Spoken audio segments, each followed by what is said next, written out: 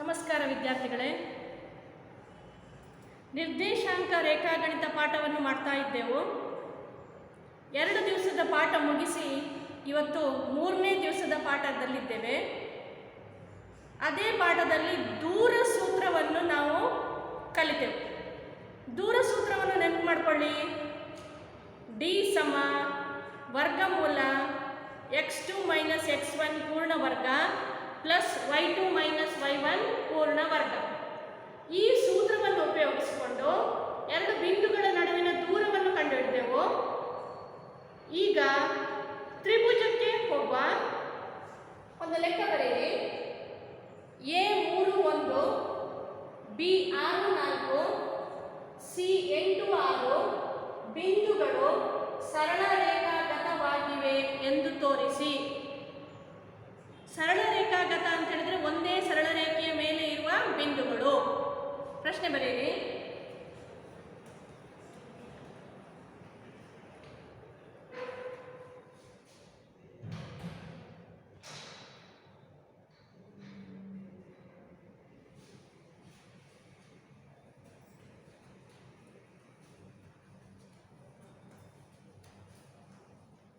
A31 B64 C86 ಬಿಂದುಗಳು ಸರಳ ರೇಖಾಗತವಾಗಿವೆ ಎಂದು ತೋರಿಸಿ.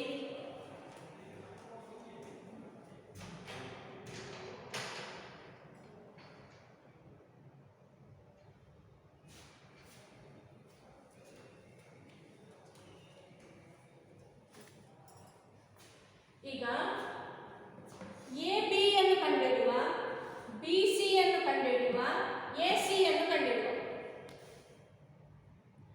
ನಿನ್ನೆ ಒಂದು ಲೆಕ್ಕ ಮಾಡಿದೆವು. A B C, ಒಂದು ಬಿಂದು A, ಇನ್ನೊಂದು ಬಿಂದು B, ಇನ್ನೊಂದು ಬಿಂದು C.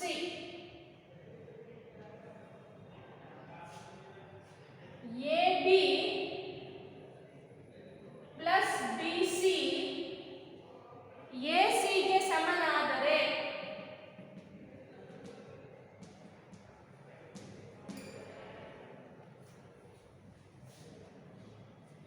AB ಪ್ಲಸ್ BC ಯ ಉದ್ದವು AC ಯ ಉದ್ದಕ್ಕೂ ಸಮನಾದರೆ, ಅಥವಾ ಯಾವುದೇ 2 ಬಿಂದುಗಳ ನಡುವಿನ ದೂರದ ಮೊತ್ತವು 3ನೆಯ ದೂರಕ್ಕೆ ಸಮನಾದರೆ ಆಗ ಆ 3 ಬಿಂದುಗಳು ಸರಳ ರೇಖಾಗತವಾಗಿವೆ ಅಂತೇಳಿ ನಾವು ಹೇಳ್ಬೋದು. ಈಗ ಮೊದಲಿಗೆ AB ಅನ್ನು ಕಂಡುಹಿಡಿಯುವ, BC ಅನ್ನು ಕಂಡುಹಿಡಿಯುವ, AC ಅನ್ನು ಕಂಡುಹಿಡಿಯುವ. ಅದಕ್ಕೆ x1 y1 ಮತ್ತು x2 y2 ಬೇಕು. ಮೊದಲಿಗೆ x1 y1 A ಬಿಂದುವನ್ನು ತಗೊಳ್ಳುವ, x2 y2 B ಬಿಂದುವನ್ನು ತಗೊಳ್ಳುವ. ಬರೀರಿ.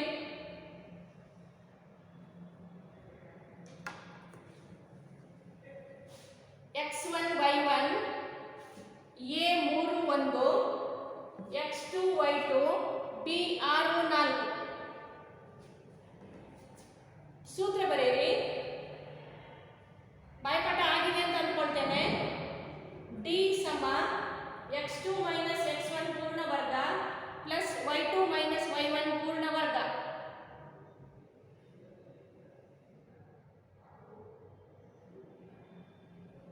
ಈಗ ಬೆಲೆಗಳನ್ನು ಹಾಕುವ. AB ಸಮ 6 - 3 ವರ್ಗ 4 -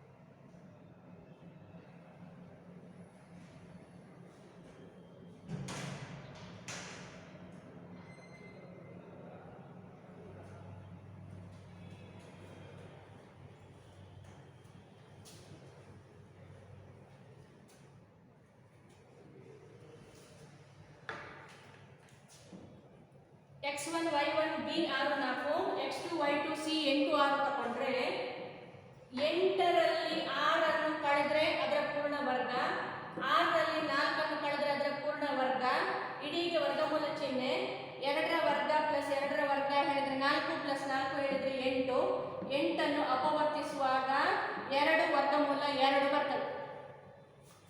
ಅದೇ ರೀತಿ ಈಗ ಎ ಸಿ ಅನ್ನು ಕಂಡುಹಿಡಿಯುವ.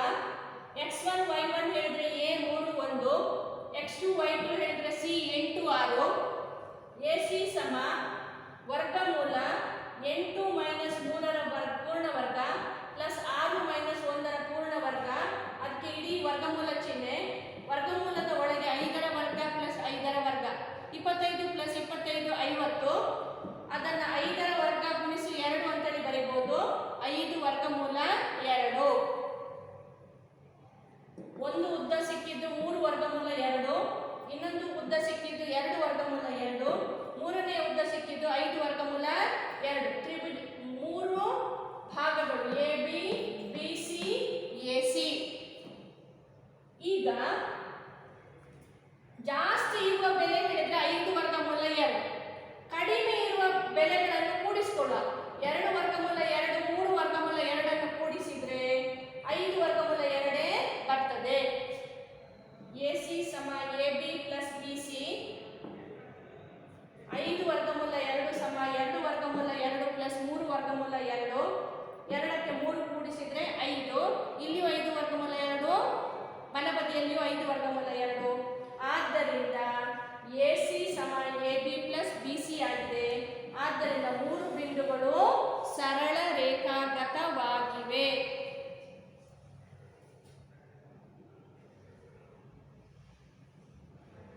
ಸುಲಭದ ಸೂತ್ರ, ಬಿಂದುಗಳನ್ನು x1 y1 ಜಾಗದಲ್ಲಿ x2 y2 ಜಾಗದಲ್ಲಿ ಬರೆದ್ರೆ ಆಯ್ತು. ನೆಕ್ಸ್ಟ್ ಲೆಕ್ಕ ಮಾಡೋಣ. ನೆಕ್ಸ್ಟ್ ಲೆಕ್ಕ ಬರೀರಿ. 5 ಮೈನಸ್ 2 6 4 7 ಮೈನಸ್ 2 ಬಿಂದುಗಳು ಸಮದ್ವಿಬಾಹು ತ್ರಿಭುಜದ ಶೃಂಗಗಳಾಗಿವೆಯೇ ಪರೀಕ್ಷಿಸಿ.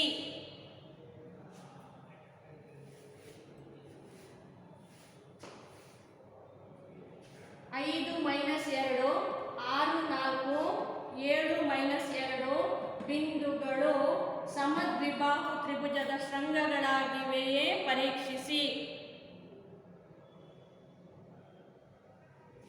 ಇದನ್ನ ಬಿಂದು ಎ ತಗೊಳ್ಳುವ, ಇದನ್ನು ಬಿಂದು ಬಿ ತಗೊಳ್ಳುವ, ಇದನ್ನು ಬಿಂದು ಸಿ ತಗೊಳ್ಳುವ. ಈಗ ಒಂದು ತ್ರಿಭುಜ ಮಾಡಿ.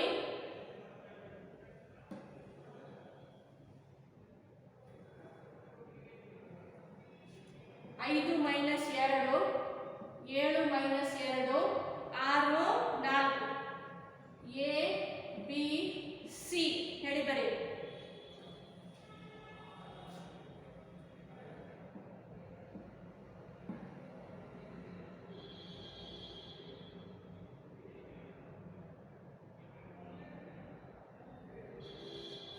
ಪ್ರಶ್ನೆ ಬರೆದು ಚಿತ್ರ ಮಾಡಿ.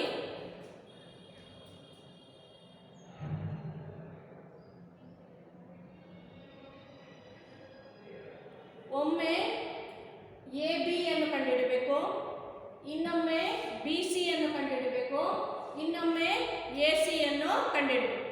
ಸೂತ್ರ ಅದೇ, ಡಿ ಸಮ x2 ಮೈನಸ್ x1 ಪೂರ್ಣ ವರ್ಗ ಪ್ಲಸ್ y2 ಮೈನಸ್ y1 ಪೂರ್ಣ ವರ್ಗ ಅದರ ವರ್ಗಮೂಲ. ಎಲ್ಲರೂ ಸೂತ್ರ ಬರೀರಿ. ಡಿ ಸಮ x2 ಮೈನಸ್ x1 ಪೂರ್ಣ ವರ್ಗ ಪ್ಲಸ್ y2 ಮೈನಸ್ y1 ಪೂರ್ಣ ವರ್ಗ ವರ್ಗಮೂಲ.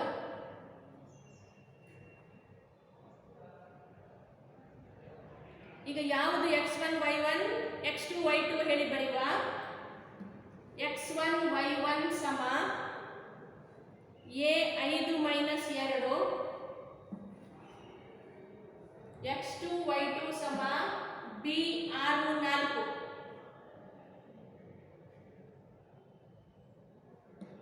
x1 y1 ಸಮ a 5 ಮೈನಸ್ 2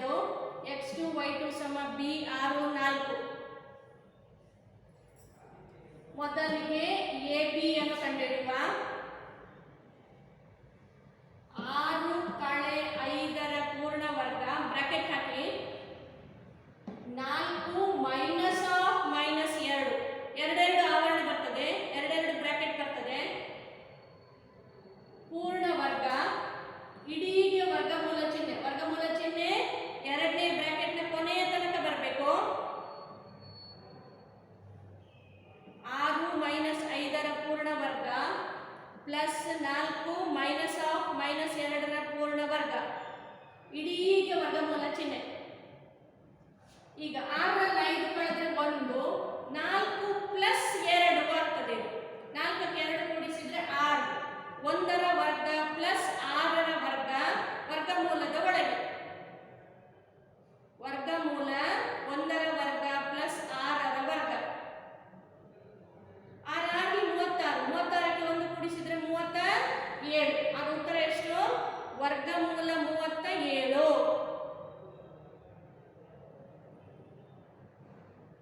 ವರ್ಗಮೂಲ 37.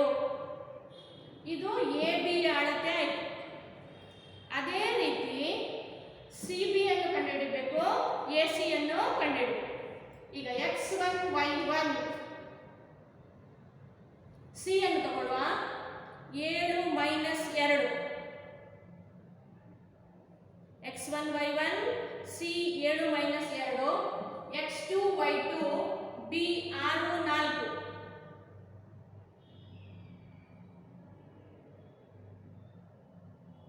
ಈಗ ಸಿ ಬಿ ಅನ್ನು ಕಂಡುಹಿಡಿಯುವ. 6 ಕಳೆ 7ರ ಪೂರ್ಣ ವರ್ಗ 4 ಮೈನಸ್ ಆಫ್ ಮೈನಸ್ 2.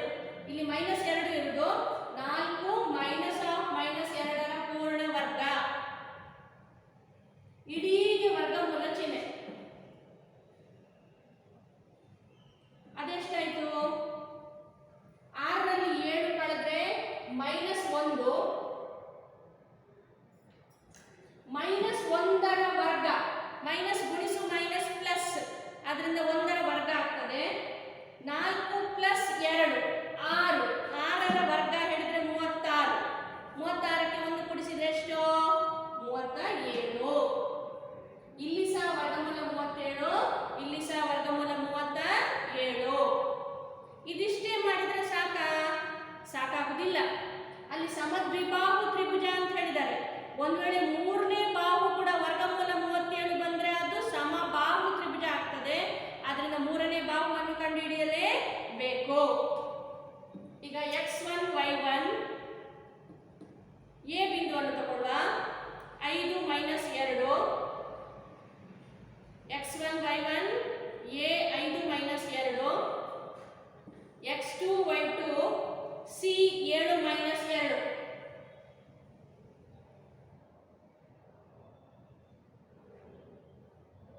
ಈಗ ಎ ಸಿ ಅನ್ನು ಕಂಡುಹಿಡಿಯುವ. 7 ಮೈನಸ್ 5ರ ಪೂರ್ಣ ವರ್ಗ minus 2 minus of 2. Minus 2 minus ಹಾಕಿ ಬ್ರಾಕೆಟ್ನ ಒಳಗಡೆ ಮೈನಸ್ 2 ಪೂರ್ಣ ವರ್ಗ. ಅದಕ್ಕೆ ವರ್ಗಮೂಲ ಚಿಹ್ನೆಯನ್ನು ಹಾಕಬೇಕು. 7ರಲ್ಲಿ 5 ಕಳೆದ್ರೆ 2, 2ರ ವರ್ಗ. ಇದು ಮೈನಸ್ 2 ಪ್ಲಸ್ 2 ಆಯಿತು. ಮೈನಸ್ 2 ಪ್ಲಸ್ 2 ಕ್ಯಾನ್ಸಲ್ ಆಗ್ತದೆ, 0, 0ಯ ವರ್ಗ. 2ರ ವರ್ಗ ಅಂದ್ರೆ ಎಷ್ಟು? 4, 4ರ ವರ್ಗಮೂಲ ಎಷ್ಟು? 2.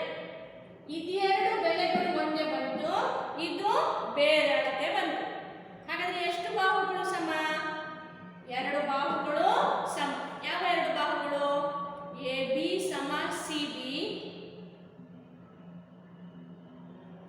ಆದ್ದರಿಂದ ಇದೊಂದು ಸಮದ್ವಿಬಾಹು ತ್ರಿಭುಜವಾಗಿದೆ.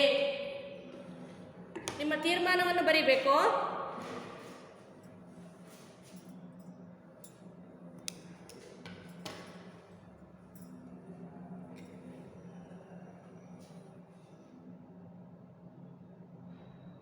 ಎರಡೂ ಲೆಕ್ಕಗಳಲ್ಲಿ ಡಿ ಸೂತ್ರವನ್ನೇ ಉಪಯೋಗಿಸಿದ್ದು.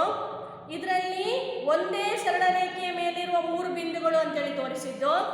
ಇದರಲ್ಲಿ ಸಮದ್ವಿಬಾಹು ತ್ರಿಭುಜ ಸಮದ್ವಿಬಾಹು ತ್ರಿಭುಜ ಹೇಳುವಾಗ ನಮಗೆ ಗೊತ್ತಿರಬೇಕು, ಎರಡು ಬಾಹುಗಳು ಸಮ ಇರುವ ತ್ರಿಭುಜವನ್ನು ಸಮದ್ವಿಬಾಹು ತ್ರಿಭುಜ ಅಂತೇಳಿ ಹೇಳ್ತಾರೆ. ಹಾಗಾದರೆ ಎರಡು ದೂರಗಳು ಒಂದೇ ಬರಬೇಕು, ಮೂರನೇ ಅಳತೆ ಬೇರೆ ಬರಬೇಕು. ಅಲ್ಲಿ ಬಂದಿದೆ, ಆದ್ದರಿಂದ ಅದೊಂದು ಸಮದ್ವಿಬಾಹು ತ್ರಿಭುಜ ಹೌದು. ಮೂರನೇ ಲೆಕ್ಕ ಬರೆಯಿರಿ. 2 - 5 -2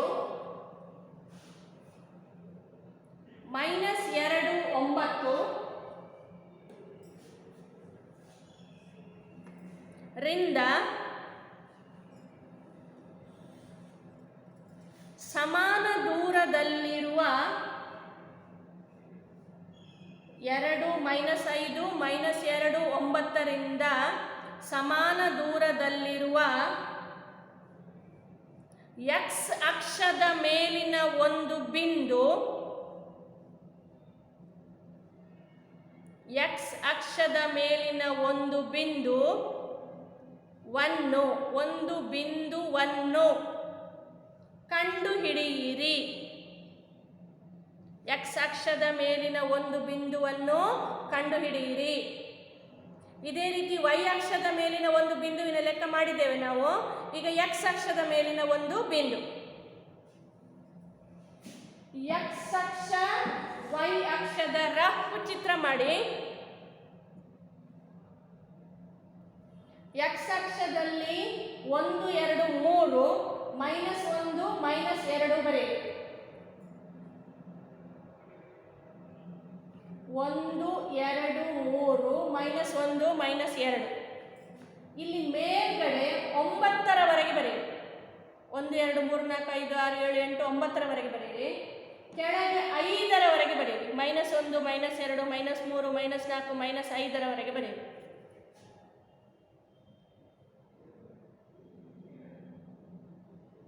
x ಅಕ್ಷ y ಅಕ್ಷ.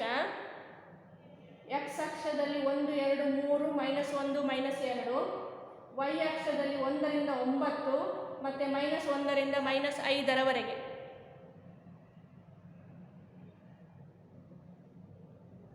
ಆಯ್ತಾ? ಈಗ ಬಿಂದುಗಳನ್ನು ಗುರುತಿಸುವ. ಒಂದು ಬಿಂದು 2 - 5, 1 2 ಇಲ್ಲಿ, ಅದರ ಕೆಳಗೆ -5, 4ನೇ ಚತುರ್ಥಕದಲ್ಲಿ ಬರ್ತದೆ. ಇಲ್ಲಿ ಬರ್ತದೆ ನೋಡಿ, 2 - 5.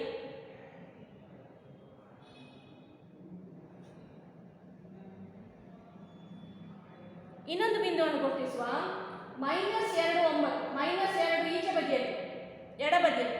ಅದರಲ್ಲಿ ಮೇಲ್ಗಡೆ 9 ಸ್ಟೆಪ್ ಹೋಗ್ಬೇಕು, 9 ಸೆಂಟಿಮೀಟರ್ ಮೇಲೆ ಹೋಗ್ಬೇಕು. -2 9 ಕಾಣ್ತಾ ಉಂಟಾ? 2 - 5 -2 9. ಈಗ x ಅಕ್ಷದ ಮೇಲಿನ ಒಂದು ಬಿಂದು, ಅದು ಈಚೆ ಬದಿಯಲ್ಲಿ ಬರ್ಬೋದು, ಈಚೆ ಬದಿಯಲ್ಲಿ ಬರ್ಬೋದು. ನಾನು ಋಣಾತ್ಮಕ ಸೈಡ್ನಲ್ಲಿ ತಗೊಂಡಿದ್ದೇನೆ ಬಿಂದು P ಅನ್ನು. x ಅಕ್ಷದ ಮೇಲೆ ಬಿಂದು ಇದ್ದರೆ y ಅಲ್ಲಿ ಮೇಲೆ ಹೋಗ್ಲಿಕ್ಕೂ ಇಲ್ಲ, ಕೆಳಗೆ ಹೋಗ್ಲಿಕ್ಕಿಲ್ಲ. ಆದ್ರಿಂದ y ನಿರ್ದೇಶಾಂಕ 0. x ಎಷ್ಟು ಅಂತೇಳಿ ಗೊತ್ತಿಲ್ಲ, ಕಂಡುಹಿಡಿಬೇಕು. ಆದ್ದರಿಂದ ಇಲ್ಲಿ ಎಲ್ಲಾದ್ರೂ ಒಂದು ಕಡೆ ಒಂದು ಬಿಂದುವನ್ನು ಗುರುತಿಸಿ t x 0 ಅಂತೇಳಿ ಬರೀರಿ. ಅದನ್ನು a ಗೆ ಜೋಡಿಸಿ, ಅದನ್ನು b ಗೆ ಜೋಡಿಸಿ.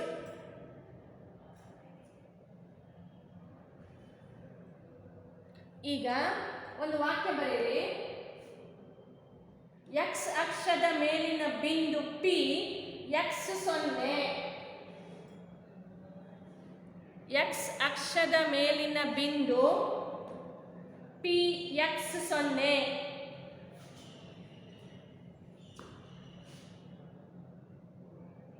ಈಗ ದೂರದ ಸೂತ್ರ ಬರೆಯುವ. D ಸಮ ವರ್ಗಮೂಲದ ಒಳಗಡೆ x2 - x1 ಪೂರ್ಣ ವರ್ಗ ಪ್ಲಸ್ y2 - y1 ಪೂರ್ಣ ವರ್ಗ. ಆಗದ ಹಾಗೆ x1 y1 ಸಮ a 2 - 2 9,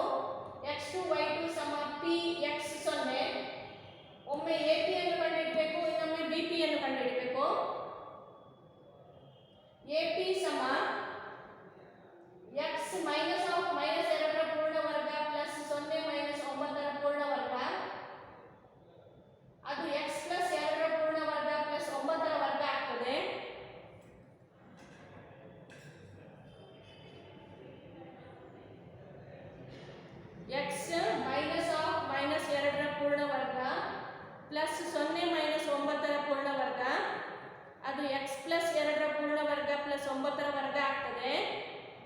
ಬ್ರಾಕೆಟ್ನ ಒಳಗಡೆ ಎರಡು ಪದಗಳಿದ್ದು ಪೂರ್ಣ ವರ್ಗ ಆದರೆ ಎ ಪ್ಲಸ್ ಬಿ ಪೂರ್ಣ ವರ್ಗ ಸೂತ್ರ ಹಾಕಬೇಕು. ಎಕ್ಸ್ ವರ್ಗ ಪ್ಲಸ್ 4 ಪ್ಲಸ್ 4x ಪ್ಲಸ್ 9ರ ವರ್ಗ ಹೇಳಿದ್ರೆ 81. ವರ್ಗಮೂಲ ಚಿಹ್ನೆಯ ಒಳಗಡೆ ಎಕ್ಸ್ ವರ್ಗ ಪ್ಲಸ್ 4 ಪ್ಲಸ್ 4x ಪ್ಲಸ್ 81. ಅಲ್ಲಿಗೆ ಒಂದು ಅಳತೆ ಸಿಕ್ಕಿತು, ಎ ಪಿ ಅಳತೆ ಸಿಕ್ಕಿತು. ಅದೇ ರೀತಿ ಬಿ ಪಿ ಅಳತೆಯನ್ನು ಕಂಡುಹಿಡಬೇಕು. x1 y1 ಸಮ b 2 ಮೈನಸ್ 5, x2 y2 ಸಮ p x 0, bp ಸಮ x ಮೈನಸ್ 2ರ ಪೂರ್ಣ ವರ್ಗ ಪ್ಲಸ್ 0 ಮೈನಸ್ ಆಫ್ ಮೈನಸ್ 5ರ ಪೂರ್ಣ ವರ್ಗ ಹೇಳಿದ್ರೆ x ಮೈನಸ್ 2ರ ಪೂರ್ಣ ವರ್ಗ ಪ್ಲಸ್ 5ರ ವರ್ಗ, ಮೈನಸ್ ಆಫ್ ಮೈನಸ್ ಬಂದರೆ ಪ್ಲಸ್ ಆಗ್ತದೆ, 0ಯನ್ನು ಬಿಟ್ಬಿಡುವ. ಈಗ ಇದನ್ನು ಎ ಮೈನಸ್ ಬಿ ಪೂರ್ಣ ವರ್ಗ ಸೂತ್ರದ ಪ್ರಕಾರ ವಿಸ್ತರಿಸಬೇಕು. ಎಕ್ಸ್ ವರ್ಗ plus 4 minus 4x plus 4x ಅಲ್ಲ ಮೈನಸ್ 4x ಪ್ಲಸ್ 25. ಎಕ್ಸ್ ವರ್ಗ ಪ್ಲಸ್ 4 ಮೈನಸ್ 4x ಪ್ಲಸ್ 25. ಈಗ ಸಮಾನ ದೂರದಲ್ಲಿದೆ ಅಂತ ಹೇಳಿದ್ದಾರೆ. ಆದ್ದರಿಂದ ಎ ಪಿ ಸಮ ಬಿ ಪಿ, ಎ ಪಿ ಸಮ ಬಿ ಪಿ. ಇನ್ನು ವರ್ಗಮೂಲ ಚಿಹ್ನೆ ಇಲ್ಲಿಯೂ ಉಂಟು ಇಲ್ಲಿಯೂ ಉಂಟು, ಅದನ್ನು ತೆಗಿಬೇಕಾದ್ರೆ ಎರಡೂ ಕಡೆ ವರ್ಗ ಮಾಡುವ. ಎರಡೂ ಕಡೆ ವರ್ಗ ಮಾಡಿದಾಗ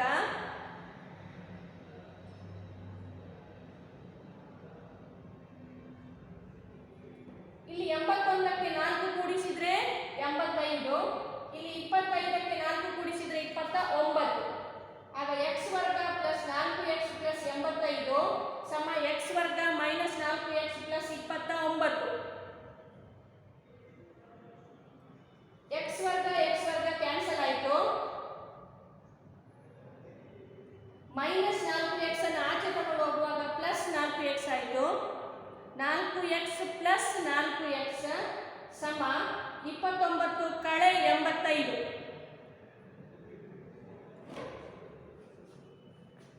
85ರಲ್ಲಿ 29 ಕಳೆದ್ರೆ 56, ಚಿಹ್ನೆ ಮೈನಸ್. 8x ಸಮ ಮೈನಸ್ 56, x ಸಮ ಮೈನಸ್ 56 ಭಾಗಿಸು 8 ಹೇಳಿದ್ರೆ ಮೈನಸ್ 7. x ಇದ್ದ ಜಾಗದಲ್ಲಿ ಮೈನಸ್ 7 ಹಾಕಬೇಕು, y ಯ ಜಾಗದಲ್ಲಿ 0 ಹಾಕಬೇಕು. ನಾವು x 0 ಹೇಳಿ ತಗೊಂಡದ್ದು, ಆಗ ಬಿಂದು ಮೈನಸ್ 7 0 ಹೇಳಿ ಆಯಿತು. 3 ಲೆಕ್ಕಗಳನ್ನು ಮಾಡಿದೆವು ಇವತ್ತು. ಇದೇ ರೀತಿಯ ಲೆಕ್ಕಗಳನ್ನು ಪರೀಕ್ಷೆಯಲ್ಲಿ ಕೇಳ್ತಾರೆ. ಡಿ ಸೂತ್ರವನ್ನು ಉಪಯೋಗಿಸಿಕೊಂಡು ಒಂದು ತ್ರಿಭುಜದ ಲೆಕ್ಕವನ್ನು ಕೇಳ್ತಾರೆ, ಇಲ್ಲದ್ರೆ ಚತುರ್ಭುಜದ ಲೆಕ್ಕವನ್ನು ಕೇಳ್ತಾರೆ. ಮುಂದಿನ ಲೆಕ್ಕಗಳನ್ನು ನಾಳಿನ ತರಗತಿಯಲ್ಲಿ ಕಲಿಯುವ. ಇವತ್ತಿಗೆ ಇಷ್ಟು ಸಾಕು. ಲೆಕ್ಕಗಳನ್ನು ಮತ್ತೆ ಮತ್ತೆ ಮಾಡಿ ಅಭ್ಯಾಸ ಮಾಡಿ. ಮನೆಯಲ್ಲೇ ಇರಿ, ಹೊರಗೆಲ್ಲೂ ಹೋಗಬೇಡಿ. ಹಬ್ಬದ ಸಮಯದಲ್ಲಿ ತಿರುಗಾಟವನ್ನು ಆದಷ್ಟು ಕಡಿಮೆ ಮಾಡಿ. ಹೊರಗೆ ಹೋಗಲೇಬೇಕಾದಾಗ ಮಾಸ್ಕನ್ನು ಬಳಸಿ 6 ಅಡಿ ಅಂತರವನ್ನು ಇಟ್ಟೇ ಇನ್ನೊಬ್ಬರೊಡನೆ ಮಾತಾಡಿ. ಎಲ್ಲರಿಗೂ ಒಳ್ಳೆಯದಾಗಲಿ. ಬಾಯ್.